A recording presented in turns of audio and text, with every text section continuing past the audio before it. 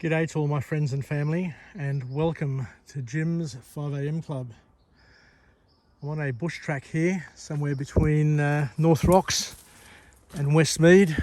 I'm heading from Spears Road in North Rocks. I'm heading back to North Rocks Dam, and then on to Westmead, where I've parked the car. Northmead, sorry, where I've parked the car. So please join me on this episode, where we go on a walk and talk, so you can at least vicariously experience what I'm experiencing here in suburban Sydney, just to show you and to highlight and showcase the beauty of these suburbs that we have around Sydney, and all the magnificent walking trails that we have that enable us to become one with nature every now and then, just to get away and to recreate, reflect, and to chill out, so to speak.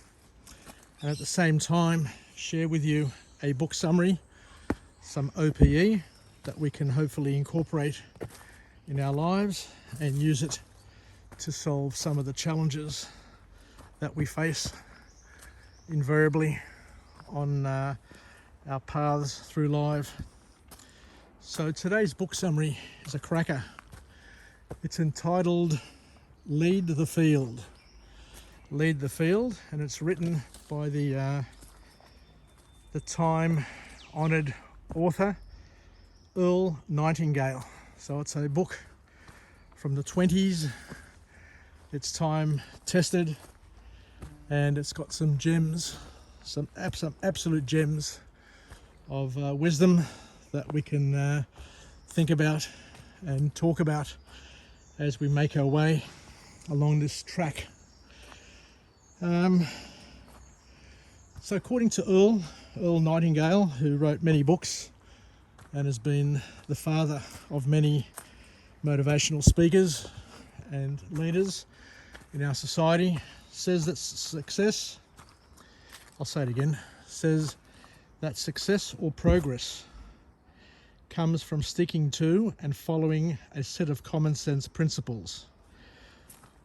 Common sense principles that are time tested.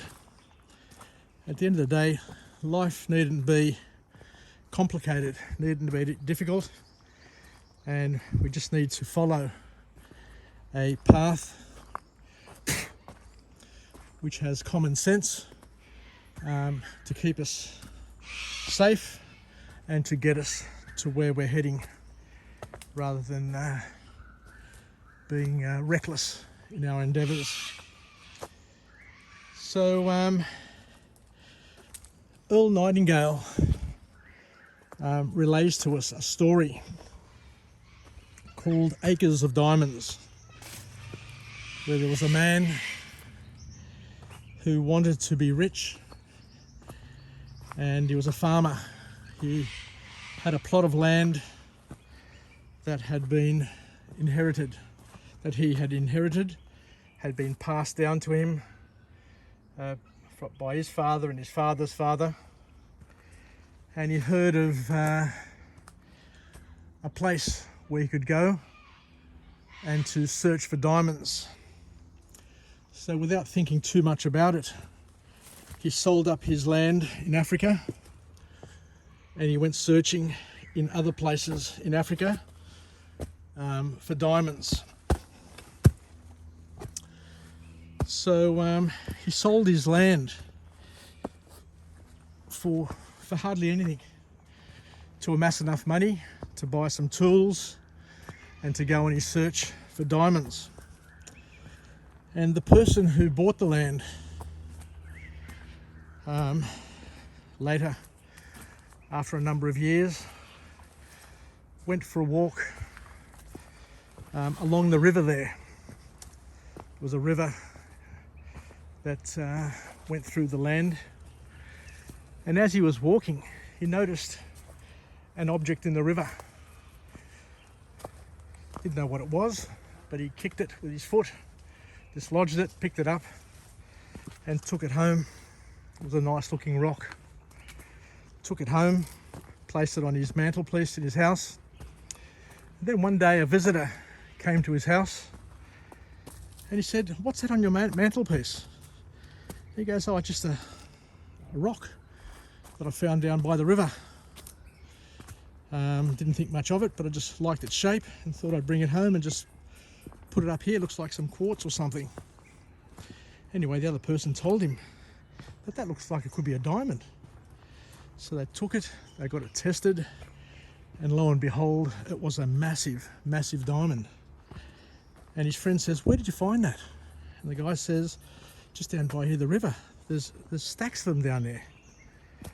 So the moral to the story is that the person who had the land passed down to him from generation to generation sold it for hardly anything in order for him to go and chase his fortune, when his fortune was below his nose, was there waiting for him to find it. So a really powerful story with tremendous metaphorical sort of significance for us who think about these things. But it just goes to show you that you need to look, whatever you do in life, and this is a really powerful point and I really love it, and I'm going to harp on it for a little while. We need to look at life through new eyes. We need to look with new eyes. So you've got to ask yourself, what are you doing to culture, to shape your new eyes? Now, what are you doing to change your perspective, to be able to see things a little bit differently, or more importantly, how they really are? Just like that person couldn't see the diamonds in his river, and the other person came there and he too couldn't see them. But he picked it up, and through chance, somebody visited his home who knew what it was, and they were able to uncover a tremendous repository of wealth that changed their lives, as well as many, many other people's lives as well.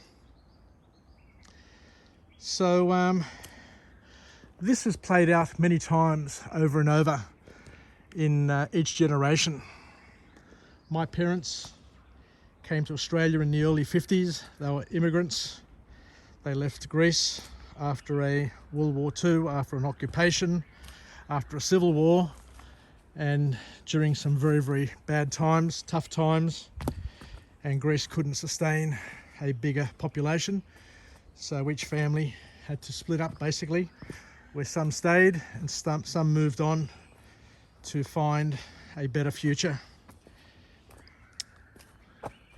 And a lot of the migrants came to Australia from a place where they didn't have much, and they came to a place which had plenty. Australia, for many people, is the promised land. They came here, they found work, they earned wages, they earned an income, they could feed their children, they could get married, they could express their cultural desires without being punished or made to feel uncomfortable. And they were able to build businesses, they were able to create wealth, and were able to become the new middle class in Australia. And it happens all the time, Then that middle class had children, and the children became, wonder where that leads up there. The children became a little bit more relaxed, and the new migrants came in and worked hard at school and went to university and opened businesses and became the new middle class.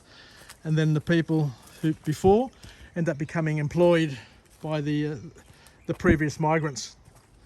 So it just goes to show that this acres of diamonds is a story that resonates, and it continues to resonate for people who are hungry for success and who have eyes that have been made new for the new opportunities.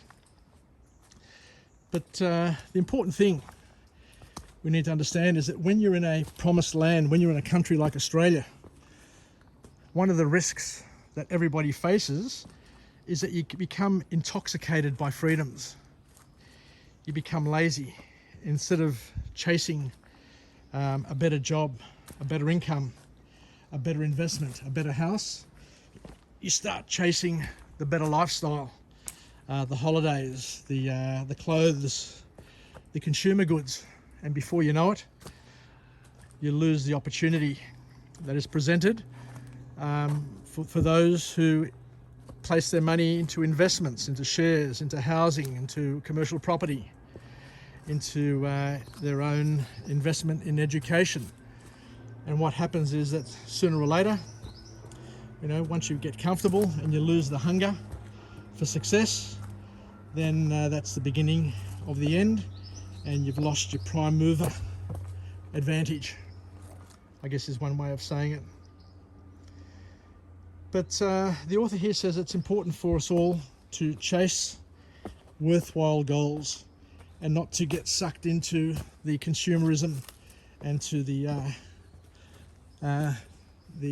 good lifestyle as opposed to the productive lifestyle where you can make money, but you take that money and rather than blow it on and piss it up the wall on alcohol, girls and bloody gambling, you invest it for a better day.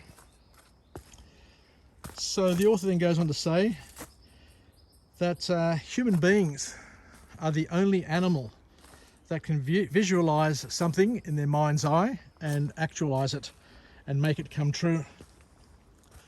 Everything that we do in our lives has first been created in our minds, according to Earl Nightingale. And scientists remind us that the human mind is extremely powerful, and we only use a fraction of it. So there's a lot more potential. There's a lot more that we can do as humans in order to maximize the way we use our minds, our brains, and to achieve more in the future, because we are able to visualize and actualize more things. So he's got a call to action here.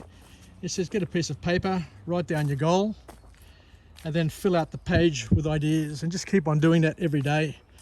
Keep on coming up with ideas in terms of how to get to your goal, and make it an obsession is what he's saying.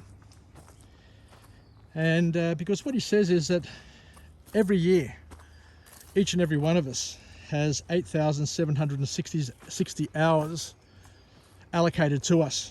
God allocates 8,760 hours equally to each person in the world. So when we talk about equality, everybody is equal.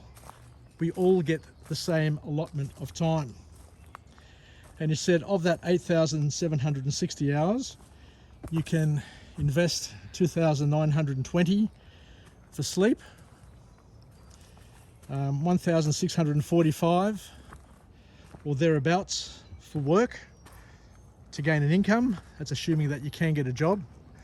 We're not suggesting that everybody can get a job, but in a society where employment is available to all, then we can work for 8 hours a day, which means that we've got 3,995 hours for leisure and any other pursuits that we have.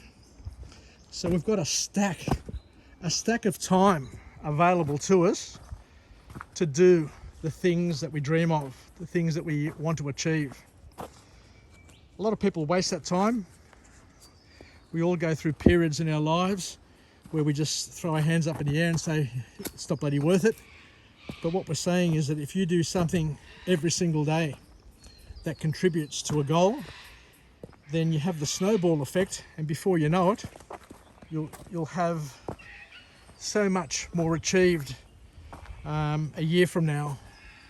As Anthony Robbins once said, we always overestimate what we can do in 1 year, but grossly underestimate what we can do in 10 years.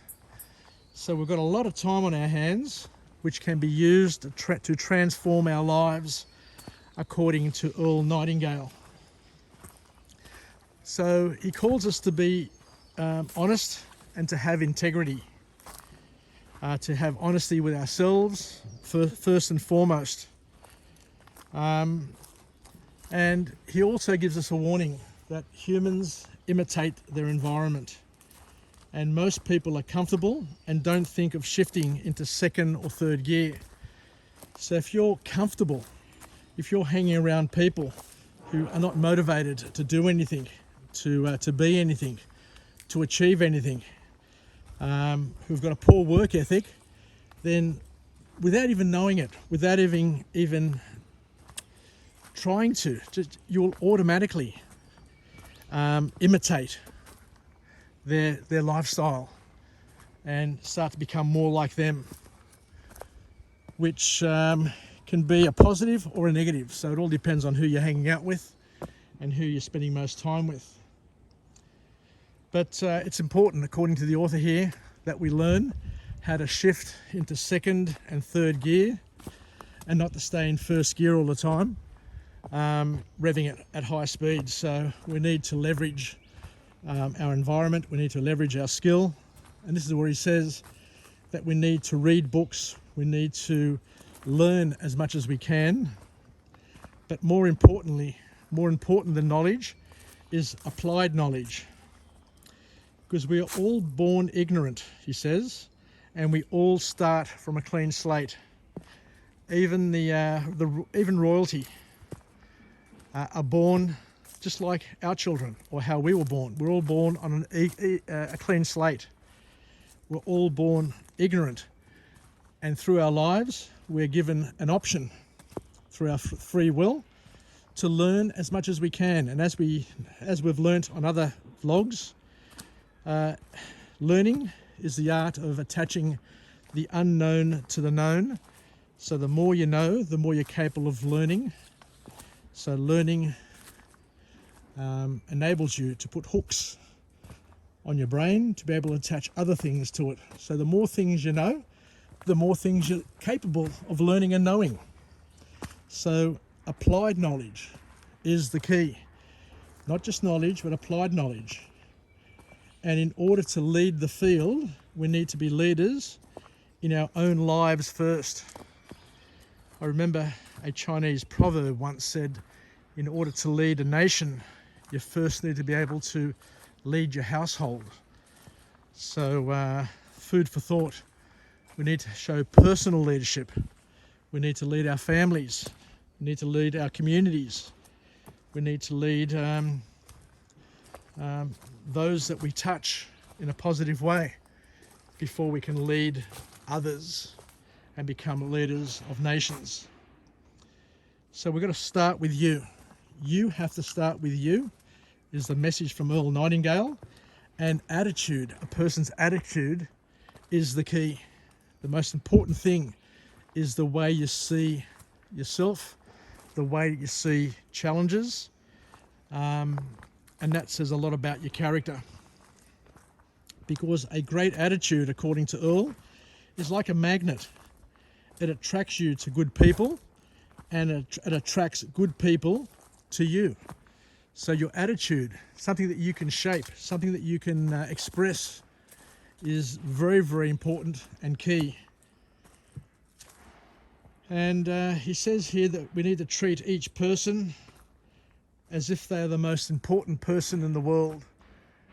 And he said that if you're able to try that, if there's one lesson to learn, and that is to treat every person that you come across as if they are the most important person in the world, and he said if you do that, your world will instantly change. He goes on to quote some statistics as well, and I find this really interesting and powerful, and I've heard it time and time again, but it's always worth to reiterate it, that only 8%, or better still, a better way of suggesting it is that less than 10% of your worries, less than 10% of your fears are genuine. So a lot of us live with irrational fears. We worry about things that will never ever come to fruition, that will never ever happen. So you're better off being gung-ho, you're better off just doing things, and then if a problem arises, you deal with it there and then, rather than trying to figure out how to solve a problem before it is a problem. Easier said than done. But he says it's key. The key is, as we said, applied knowledge. And another really, really powerful lesson here is that it's not what you know. We've heard this saying lots of times, and I learnt it at IBM, where they say, it's not what you know, it's not who you know, but who knows you. So we all need to stand out, and to stand out in the world, we need to bring service to the table, is what Earl Nightingale says. We need to become a servant, looking to give wherever we can, and to be generous with our time and our offerings in order to stand out. Because it's the givers in the world that are the ones that people want to know and want to associate with and want to be with. So I think I'll leave it there. So thank you very much for joining me on this episode of Jim's 5am Club, where we've just been through a wonderful book entitled Lead the Feel by Earl Nightingale, a book which is time-tested, message which has come from the 20s, so it's been around for a while, but it still is relevant today, as relevant as what it was back in the days where Earl Nightingale was putting pen to paper.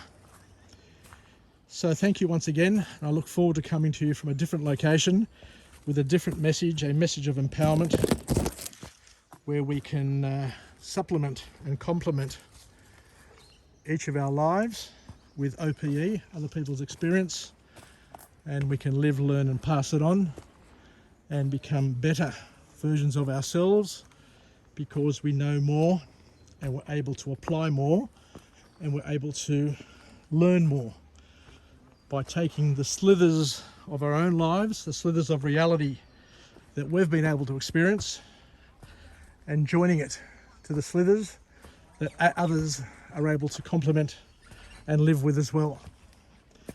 So take care, wishing you all the best, and I'll come to you again from a different location with a different message of empowerment, where we can live, learn and pass it on, and learn as much as we can and apply those learnings. Take care, and we'll chat again. Bye for now.